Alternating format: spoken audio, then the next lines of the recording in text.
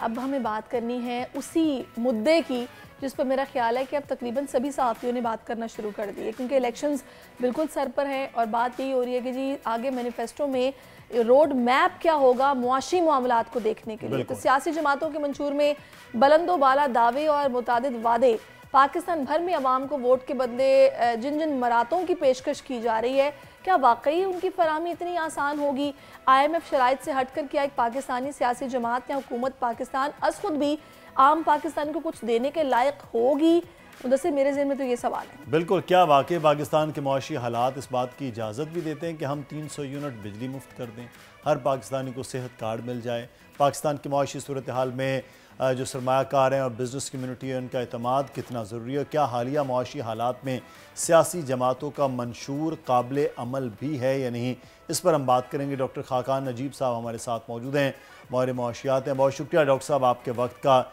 एक तरफ मुल्क की जो सिचुएशन है मुआशी तौर पर वो सबके सामने है, तो क्या डॉक्टर साहब ये मुमकिन है कि यहाँ बिजली भी मुफ्त मिल जाए, ये कहा जाए कि रिवर्स हो जाए ये सारी महंगाई और हालात बेहतर एकदम से हो जाए, जो सियासी जमातें अपने मंशूर में या अपने जलसों में दावे कर रही हैं?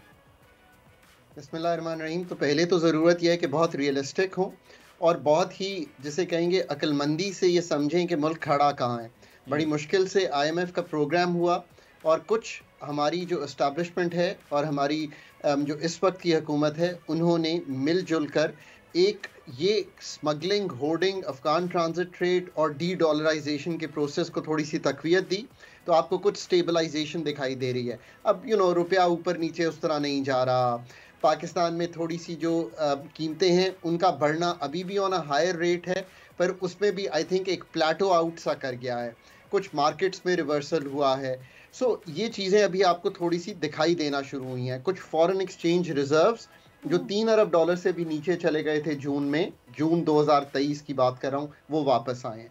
पर इसका कतई तौर पे ये मतलब नहीं है कि आपके लॉन्ग टर्म के जितने भी मसाइल खड़े हुए हैं, चाहे वो एनर्जी सेक्टर में हो, क्योंकि आपने जिक्र किया, आप दुरुस्त कह रहे हैं। मैं भी चाहता हूं कि जो बिजली की कीमत और जो बिजली का यूनिट बहुत महंगा हुआ है उसको रिवर्स किया जाए, पर ऐसा मुमकिन नहीं होगा। देखिए, बी वेरी वेरी रियलिस्टिक कि पाकिस्तान का जो अगला आने वाला 1 साल, 2 साल, 3 साल है, वो एनर्जी के मसाइल, पाकिस्तान की जो टैक्सेशन और एक्सपेंडिचर के मसाइल, पाकिस्तान की जो लॉन्ग टर्म ग्रोथ है उसको वापस लाने के लिए जो इकोनॉमी को डीरेगुलेट करना है उसके मसाइल। मैं वर्ड स्ट्रक्चरल इसलिए नहीं यूज़ करा कि इसको एक्सप्लेन करना पड़ेगा ना। मैंने 3 चीज़ें ही आपको एक्सप्लेन की हैं कि ये सारी मेहनत करेंगे तो नौकरियां क्रिएट होंगी। जब नौकरियां क्रिएट होंगी तो गरीब आदमी जो है बेहतर सही कह रहे हैं खाकान साहब, आपने आपने बड़ी अच्छी की कि बी रियलिस्टिक। अब यहाँ पर हमें ये पता है कि जब जब चीज़ें महंगी हुई हैं तो हमें यही सुनने को मिला कि जी IMF की शराइत है। तो जब IMF की शराइत है तो वो तो ज़ाहिर है, वो तो फिर आपको पता है कि हर हाल में पूरी करना होती है, तभी हम उनके गुड बुक्स में रहते हैं। उनके गुड बुक्स में रहे तो हमारे दोस्त ममालिक भी हमें सपोर्ट करते हैं, वरना हमें बोलते हैं कि जी अपना ट्रैक आप लोग सीधा करें। अभी कैसे मुमकिन होगा नई आने वाली हुकूमत के लिए कि वो इस तरीके से महंगाई में कमी करे, हमें चीज़ें सस्ती मिलने लगे और ये पेट्रोल सस्ता हो, बिजली सस्ती हो, ये सब चीज़ें सस्ती हो जाए और IMF भी राजी रहे? Is it possible? तो आपने बहुत ही अच्छी बात सामने रखी।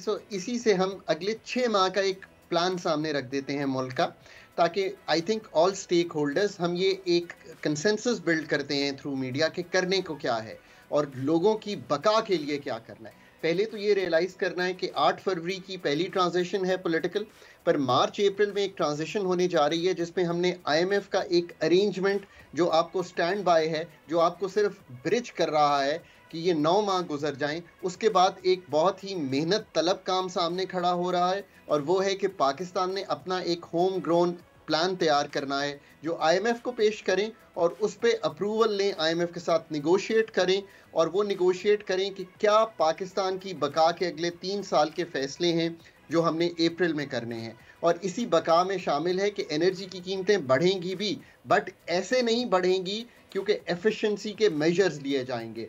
पाकिस्तान के एनर्जी सेक्टर के जो फंडामेंटल मसाइल हैं उनको हल किया जाएगा। ये आपकी मैं रिपीट कर देता हूं कि कीमतें बढ़ेंगी बट उस शरह से नहीं बढ़ेंगी बिकॉज हम एफिशिएंसी मेजर्स लेंगे। पर आने वाले 2-3 साल के बाद जब हम इंडिजिनस यानी कि मुल्की ज़खायर से एनर्जी बना रहे होंगे, हम इंटरनेशनली नहीं डिपेंडेंट होंगे, तो इन कीमतों में एक इस्तेहकाम आ अभी जाएगा। रिसेंटली हम लोगों ने खबर पड़ी थी जो कि बड़ी अच्छी खबर थी कि पीआईए को प्राइवेटाइज करने के हवाले से फैसला हो गया है और काम उस पर शुरू कर दिया गया है। आपके ख्याल में जो नई आने वाली हुकूमत है इसके लिए कितना ज़रूरी होगा कि वो इस तरह के इदारे जो कि बोझ भी हैं वो उनको प्राइवेटाइज जितनी जल्दी हो सके करे, कोई ऐसी पॉलिसी बने कि हर साल में 2-3 इदारों को प्राइवेटाइज कर दिया जाए, इसकी कितनी अशद ज़रूरत है? ये भी बात आपने बहुत अच्छी सामने रखी है। क्या हम खुद स्टेट ओन्ड एंटरप्राइजेस को कामयाबी से चला पाए हैं? मुझे अफसोस से ये कहना पड़ेगा कि ऐसा नहीं हुआ। ना हम डिस्कोस को, ना हम जनरेशन कंपनीज को, ना हम पीआईए को, ना हम पाकिस्तान रेलवे को, हम इनमें से किसी को भी मुनाफा बख्श अदारा नहीं बना पाए। अगर ये बात सही है और इसमें बहुत बड़े एफिशिएंसी गेन्स पब्लिक के लिए हो सकते हैं, ये याद रखिए कि अगर एफिशिएंसी बेहतर होती है, डिलीवरी बेहतर होती है तो पब्लिक को फ़ायदा होता है। अगर ऐसा करना है तो पहले आने वाली हुकूमत को प्राइवेटाइजेशन कमीशन को एक फ़ाल अदारा बनाना पड़ेगा, एक अच्छा चेयरपर्सन लाना पड़ेगा। वो खातून या वो जो भी मर्द होंगे वो उसको अदारा बनाएं, इन सब की कीमतों को ठीक करें, इन सब में वैल्यू ऐड करें और फिर प्राइवेटाइजेशन हर साल, आपने बहुत अच्छी बात सामने रखी, टारगेट सेट करें कि इस साल में ये होगा, अगले साल में ये होगा। आप में भी टारगेट मीट ना कर सकें पूरी तरह बट एटलीस्ट एक डायरेक्शन हो। और तीसरी चीज़ आपको अगले 6 माह में ये करनी है कि एक बजट आने वाला है। अगर हम बजट में फिर उसी तरह के खसारे करते चले जाएंगे जो हम कर रहे हैं, हम पिछले 3 साल से 7 से 8% का खसारा करते हैं जो बुक्स पे दिखाई देता है, 2% का खसारा करते हैं जो एसओईज में दिखाई देता है। याद रखिए कोई भी मुल्क 10% ऑफ जीडीपी का खसारा कर रहा हो वो किसी तरह भी अपनी कीमतों को नीचे नहीं ला सकता बिकॉज उतने ही नोट छप रहे होते हैं। ये बहुत ही लेकिन डॉक्टर साहब ये आप जो बात कर रहे हैं निष्कारी के हवाले से इन इदारों का, तो इससे 2 चीज़ों में बहुत ज़्यादा बात होती है, ख़ासतौर पर सियासी जमातों के अपने स्टेक होते हैं कि ये इदारे, दूसरा आम आदमी ये कहता है कि अगर ये प्राइवेटाइज हो गए तो कीमतें मज़ीद यहाँ की बढ़ जाएंगी, चाहे वो पाकिस्तान इंटरनेशनल एयरलाइन है, पाकिस्तान रेलवे है या डिस्कोस भी जो काम कर रही हैं, खातर खा बेहतर काम तो नहीं कर रही, लेकिन इससे मज़ीद महंगाई भी बढ़ेगी, आम आदमी को हिट भी करेगा। मेरे दोस्त, अगर मैं आपके सामने आपकी घर की मिसाल रखता हूं तो आप फिर कन्विंस होंगे कि मैं जो कह रहा हूं वो सही है। आपके घर बिजली आती है, आप मेरे दोस्त हो या एक मेरा बहुत अमीर दोस्त हो या एक मेरा वो दोस्त हो जिसके पास शायद उतनी रकूम नहीं है, तीनों मुझे ये कंप्लेन करते हैं कि बिजली का बिल बहुत ज़्यादा है, डॉक्टर साहब कुछ कीजिए। पर इन तीनों दोस्तों ने मुझे कभी कंप्लेन नहीं किया कि मेरा मोबाइल का बिल बहुत ज़्यादा है या मेरा इंटरनेट का बिल बहुत ज़्यादा है या मेरे इंटरनेट की सर्विस उस तरह की नहीं है जिस तरह की होनी चाहिए। मैं 2 मुल्कों में काम करता हूँ, पाकिस्तान और एक बाहर, और मुझे दोनों में वही इंटरनेट की स्पीड मिलती है बिकॉज मैं प्राइवेट सेक्टर कंपटीशन लेकर आया हूँ। मैं एनर्जी में वो मार्केट या प्राइवेट सेक्टर कंपटीशन नहीं ला सका, वो एफिशिएंसी नहीं ला सका बिकॉज वो स्टेट में है। इससे आपको मालूम हो जाएगा कि जब कंपटीशन आता है, जब आपस में एफिशिएंसी होती है, जब पैदावारी सलाहियत बेहतर होती है तो कीमतें नीचे आती हैं। सारी कौम को इन 2 मिसालों को अपने सामने रखना चाहिए, फिर ये सोचना चाहिए कि आज वो किसी स्टेट के बैंक में जाना चाहते हैं जो स्टेट ओन करती हो, या वो एक छोटे से प्राइवेट सेक्टर बैंक में जाके अपना अकाउंट खोलना चाहते हैं या वो फिनटेक पे घर बैठ के मोबाइल पे अपना अकाउंट खोलना चाहते हैं, या वो ये चाहते हैं कि वो उसी मसाइल में फंसे रहें। अगर इन चीज़ों से निकलना है, इकोनॉमी को खाकन साहब, आपके ख्याल में थोड़ा सा ज़रा समझाइएगा नाजरीन के लिए। हम ये देखते हैं कि जब हुकूमत बनती है ना, उसके फौरी बाद जब बजट आता है तो हम ये देखते हैं कि फ़ौरन नंबर गेम शुरू हो जाता है, जीडीपी पे बात होना शुरू हो जाती है, अभी इतना था, अभी हम माइनस में चले गए। जो नई हुकूमत बने उसको फौरी तौर पर किन चीज़ों पर काम करना होगा? जीडीपी के पीछे लग जाना है, रिफॉर्म्स भी साथ देखनी है, यानी कि एक साथ सब करना होगा, या फिर हमारा फोकस किस तरह हो, रोड मैप होना क्या चाहिए? नंबर 1 रोड मैप यह है कि पाकिस्तान कंसिस्टेंटली एक HR के क्राइसिस में है। इसको समझिए। पाकिस्तान का सबसे बड़ा चैलेंज ये है कि हमारी सोच आउटसोर्स्ड है। पाकिस्तान खुद कभी भी अपने अंदर अपनी पब्लिक सेक्टर में कोई भी काबिलियत को ऐड करने में नाकाम हो जाता है। इसलिए हम हर दफ़ा डिपेंडेंट होते हैं मल्टीलैटरल अदारों पे, कंसल्टेंट्स पे। पहला काम हुकूमत को ये करना है कि हर जो प्रोफेशनल सेटअप है, चाहे वो प्राइवेटाइजेशन है, चाहे वो एनर्जी है, फाइनेंस है, ये कलीदी अदारे हैं, इन्वेस्टमेंट है, ये 4 चीज़ों में आपको थोड़ी सी HR बिल्ड करनी है, ताकि वो प्रोग्राम्स जिनका आप जिक्र कर रही हैं कि क्या स्टेबिलिटी, मैक्रो इकोनॉमिक स्टेबिलिटी लाने के लिए क्या मेजर्स लेने हैं, उनको कैसे फॉलो थ्रू करना है। इन्वेस्टमेंट मुल्क में लाने के लिए अगर SIFC काम कर रही है तो उसको क्या बेहतर मौके लाने के लिए फीड किया जा सकता है। इसी तरह एनर्जी सेक्टर पे तो मैं यहाँ तक कहता हूँ कि एनर्जी सेक्टर मुल्क को रोके हुए है नौकरियां क्रिएट करने से। बहुत आसान ये गुफ्तगू है। उसको ठीक करने के लिए तो एक टीम बिठानी पड़ेगी एनर्जी सेक्टर स्पेशलिस्ट की, जिसमें फाइनेंस के भी हों, HR के भी हों, जो इंडिजिनस एनर्जी को लाने को भी समझते हों, डिस्ट्रीब्यूशन को भी समझते हों। 4 मेंबर टीम हो जो बैठे ही मिनिस्ट्री ऑफ एनर्जी में, और उनका काम डेली चलाना ना हो, उनका काम हो कि इसकी एम्बियंस कैसे बनेगी कि 3 साल बाद मैं और आप ये कह रहे हो कि efficient private sector led energy sector telecom की तरह पाकिस्तान के 25 करोड़ अवाम की खिदमत कर रहा है। ये है पाकिस्तान का अगला 5 साल का एजेंडा जो हमने अभी आपके सामने रखा है, 6 माह का भी और 5 साल का भी। बाकी चीजें खुद ही फॉल इन लाइन कर जाएंगी। इसमें खाकान साहब दो पॉइंट्स बस मैं जाऊंगी, लास्टली फिर मुदस्सिर के ज़हन में सवाल होगा।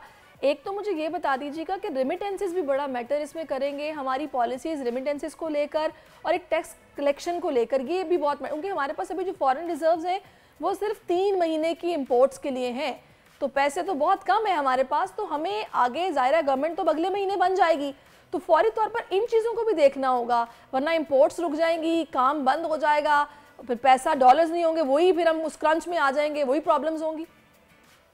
अल्हम्दुलिल्लाह ये जो 3 अरब डॉलर से नीचे के ज़खायर थे IMF के प्रोग्राम के साथ साथ, इस वक्त 8.5 अरब डॉलर होंगे मेरा ख्याल है जब नेक्स्ट फिगर आएगा। इसको तक़वियत देने के लिए you have to stay with the IMF for the time being, because आपने खुद एक बड़ा ही सादा गुफ्तगू करते हुए कहा कि बायलैटरल, मल्टीलैटरल कमर्शियल लोन्स तब आते हैं जब IMF का प्रोग्राम इंटैक्ट होता है। ये मुल्क का 8 फरवरी से भी बड़ा ट्रांजिशन है जो मार्च अप्रैल में पाकिस्तान के सब स्टेक होल्डर्स ने कराना है। मैं इसको ओवर एम्फसाइज करूंगा, अंडर एम्फसाइज नहीं करूंगा। All the stakeholders have to ensure that Pakistan makes a smooth transition from the current standby arrangement into a IMF extended fund facility with clarity and with no delay. और उसका programme भी खुद लिखना है, वो आज किसी टीम को बिठाना पड़ेगा जो वो प्रोग्राम लिख रही हो। इसका पॉलिटिक्स से अलहदा करके इसको हमें कामयाब बनाना है। आपने बिल्कुल सही बात की है, पर इसके साथ साथ आपको ये भी इंश्योर करना है कि आप ये जो बाकी काम हैं उनको भी शुरू करें, और रिजर्व्स को हमें अगले 3 साल में टारगेट करना है कि हम 15 से 18 अरब डॉलर पे ले जाएं, which is more than 3 months of Pakistan's imports. Import पे अभी भी थोड़ी सी कदगन लगाकर ही चलाना पड़ेगा मुल्क को, और अभी स्टेबिलिटी अगले 6 माह से 1 साल जो है उसको इंश्योर करना पड़ेगा। जब ये रिजर्व्स हम बिल्ड कर लें फिर हम ग्रोथ की तरफ दोबारा जा सकते हैं। उस असना में ग्रोथ के मेजर जो हैं अपनी जगह इंस्टीट्यूट करते चले जाना चाहिए। बिल्कुल ये है, लेकिन इस सारे अमल में पाकिस्तान की इकॉनमी जैसे बढ़ेगी, पाकिस्तान के आम आदमी का भी जो हमारे पास ढेरों टैक्सेस का एक बड़ा बोझ है उसको भी देखना है कि नीचे टैक्सेस और जो ज़्यादा आमदन वाले लोग हैं उनके टैक्सेस के मामलात को बेहतरी हो। बहुत शुक्रिया खाकान नजीब साहब हमारे साथ मौजूद थे। सब्सक्राइब करें और बेल दबाएं ताकि कोई खबर रह न जाए।